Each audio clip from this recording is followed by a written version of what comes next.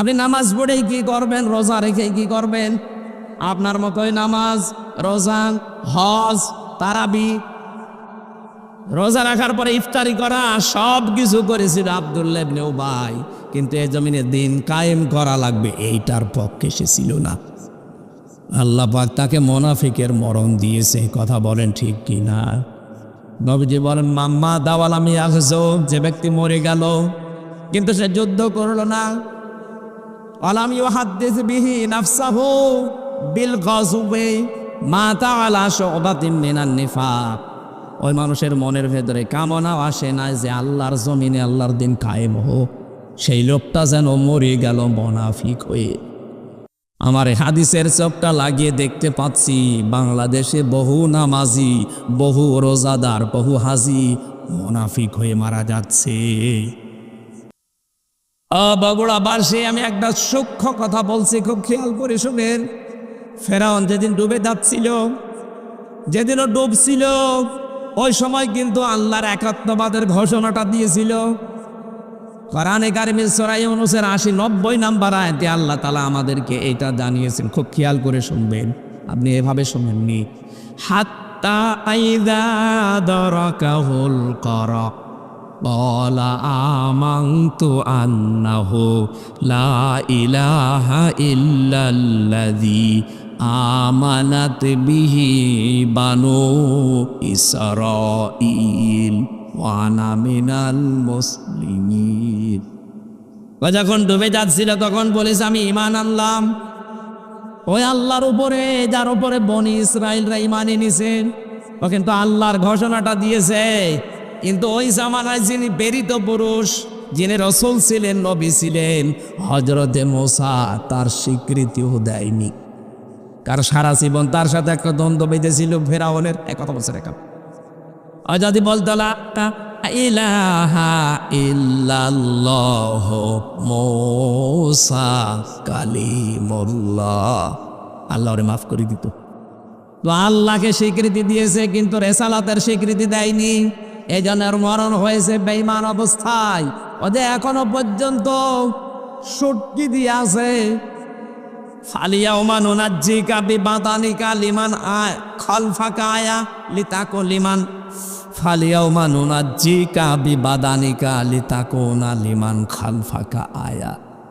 তোর এই শরীরটাকে আমি আজ রেখে দিলাম, মেডিসিন লাগবে না, ঔষধ লাগবে না, পছন্দ ধরবে না, পোকামাকড়ে খাবে না, মাছে খাবে না, কিয়ামত পর্যন্ত যারা আসবে তোর পেছনে, তারা তোর জন্য, তুই যেন তাদের জন্য শিক্ষা হতে পারিস, রেখে দিলাম। আমি তাফসিরে সূক্ষ্ম কয়েকটা পয়েন্ট পেয়েছি। তার এক নম্বরে ওকে আল্লাহ ঈমান দেয়নি, বেঈমান অবস্থায় মরণ দিয়েছে। এই কারণে আল্লাহ ওকে ডাকও দিয়েছিল, আল আন, এখন তুমি বলো যে আমি মুসলমান। এখন কেন কথা সয়তা কবলু আকুমতা মিনাল মুফসিদিন, এর আগে তো তুমি বড় স্বৈরাচারী ছিলে, ফ্যাসাদ সৃষ্টিকারী ছিলে, হাজারো বান্দা বান্দিকে দুনিয়ায় শান্তিতে থাকতে দাওনি। আমি যে কয়টা পয়েন্ট পেয়েছি একটা একটা করে মিলাচ্ছি। এক নম্বরে ফেরাউনকে আল্লাহ হেদায়েত দেয়নি, লোকটা বেঈমান হয়ে মারা গেল কালেমা স্বীকার করার পরেও। আর দেখ, কারণ কালেমাটা পড়েছে আল্লাহর কথা, আল্লাহর স্বীকৃতি, রাসূলুল্লাহর যেটা স্বীকৃতি সেটাও দেয়নি। মুসা আলাইহিস সালাম আল্লাহর রাসূল ছিলেন না, বড় কিতাবের ভেতরে তিনি একটা কিতাব পেয়েছিলেন, তাওরাত।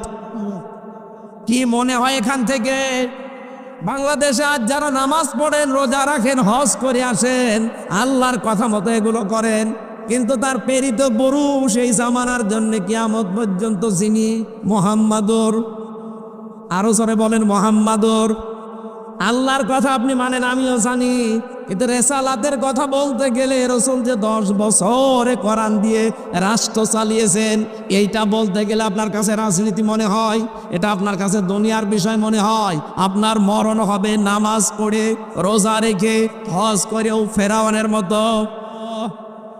আর বাংলাদেশে এই প্রকার মানুষ মারতেছে, এই কথা বোঝা লাগবে।